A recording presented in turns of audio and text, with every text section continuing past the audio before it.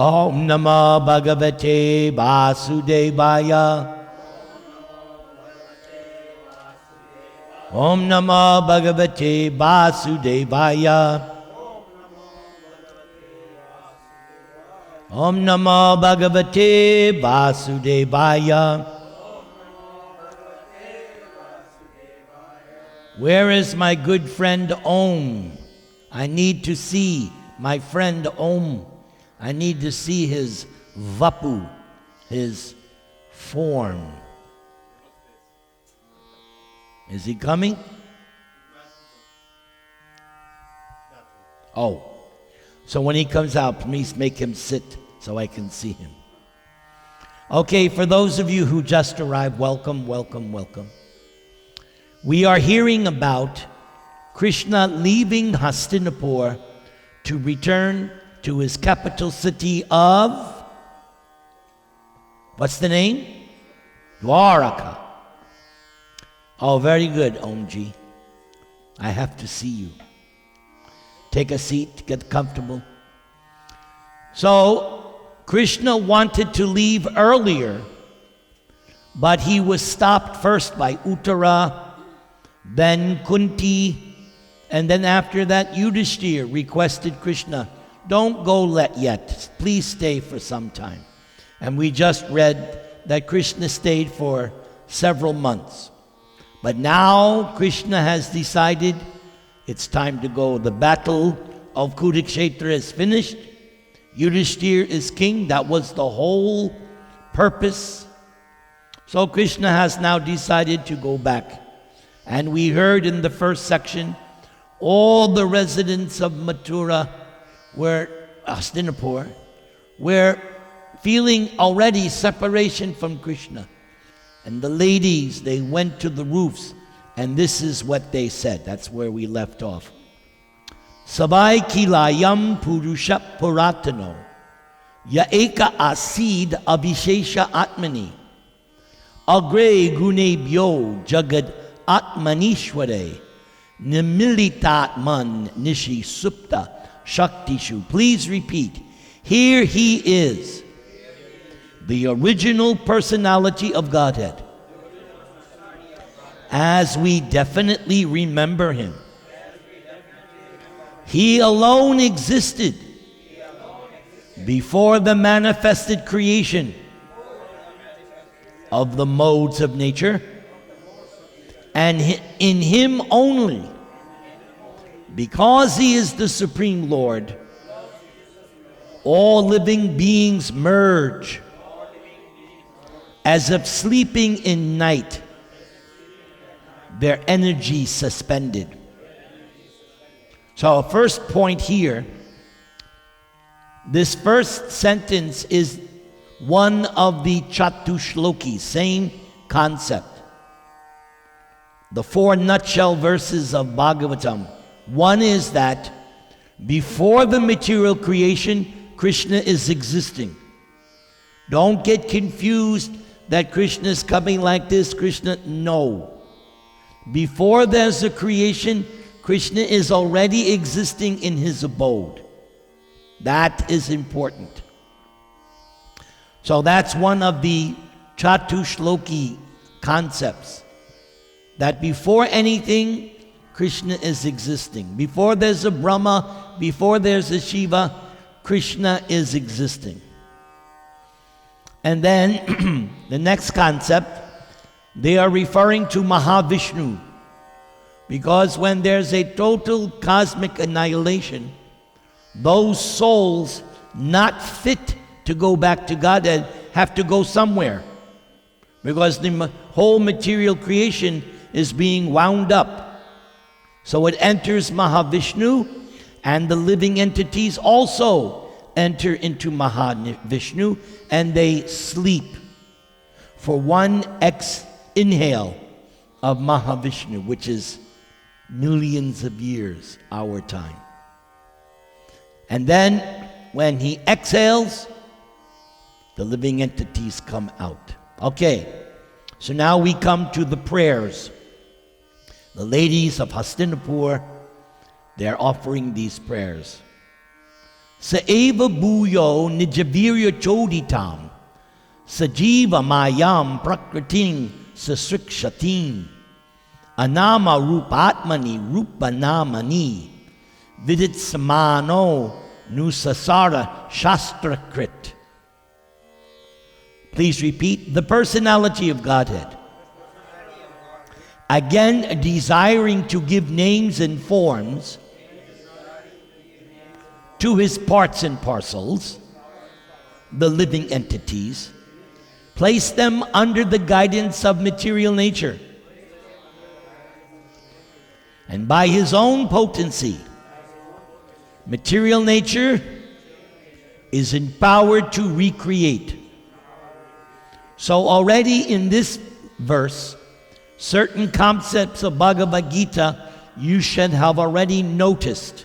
One, we are eternally part and parcel of Krishna. Mamai Vangso, Jiva Loke, Jiva Bhuta, Sanatana. Now listen, desiring to give names and forms, which is something you've heard me say many times. This is a dream. We're all playing a role. I'm playing the Narantara role. And he's playing the Krishna Kumar Kundan role. Everybody's playing a role. And if we, not you, but if we come back, you have a new role. So you get a new name. You weren't Hiran in your last life. No, that's this play. So desiring to give names, place them under the guidance of material nature. That is there in Bhagavad Gita. Material nature is empowered. That verse, Maya dakshena prakriti suyate sacharacharam. Durga is not independent. She gets her, that's that Brahma Sanghita verse. She gets her abilities where? Govindam Adipurusham Tamaham Vajami. Nobody is independent. Nobody. Except Krishna. He's fully independent. Abhigya Swarat. This is Vedanta. Bhagavatam. It is understandable that Bhagavatam is going to talk Vedanta because the whole purpose of Bhagavatam was to explain Vedanta in terms that people could understand. We would not be able to comprehend Vedanta Sutra. Just as you said you're an engineer. So if you gave me stuff that you work on, I wouldn't understand it. I don't know the language. I don't have the education. So people want to understand Vedanta Sutra, you have to be very educated in Sanskrit. I wasn't trained in Sanskrit.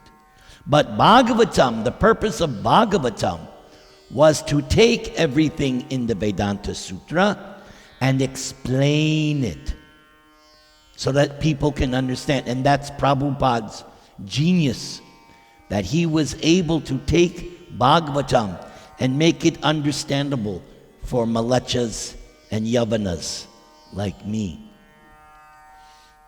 Let's do the next verse. Savai ayang yat padam atra surayo jitendriya nirjita matarishvana pasyanti bhakti utkalita malatmana nanvesha sattvam parimarshtam arhati.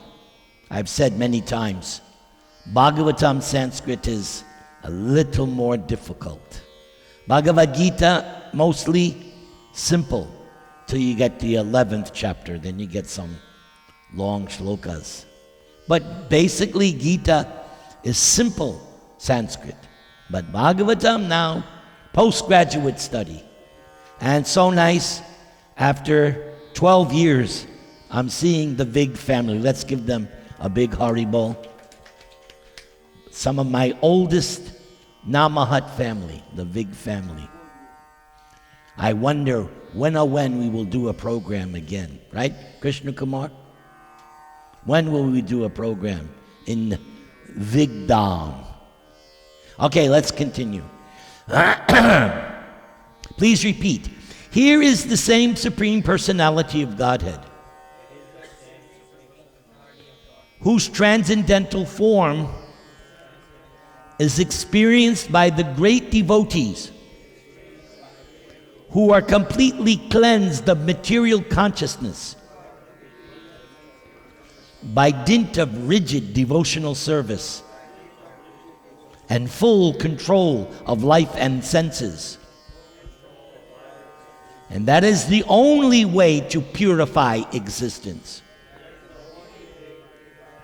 So what are the ideas here? First of all, Krishna's form is transcendental. This form is not transcendental. We all know what it's like to get up in the morning. Those of us who in our 60s and plus, getting up is so we know very well this form is not. Otherwise, why is everybody getting a flu shot? If everybody's body was transcendental, they wouldn't need the flu shot. So, because we have so many ailments, that proves we don't have a transcendental body. But Krishna, his body is transcendental. That's the first point. But who is eligible to actually see Krishna as he is? Completely cleansed of material consciousness. Therefore, Lord Chaitanya's first instruction, Chaito Darpana Marjanam, cleanse the consciousness by dint of rigid devotional service. Later in the second canto, we will come across this verse. Tivrena Bhakti Yogena. Very powerful. Those of you who have gone to Gangotri and you see how the Ganga is coming out, so powerful it's coming out. So that's how our devotional service should be. Full force, full enthusiasm. Haribo. And full control of life and senses. Not that I'm a devotee, but I can do anything, eat any. No. That's why we have the restrictions. Why we don't eat onions and garlic? Because we have to control our senses. Yes.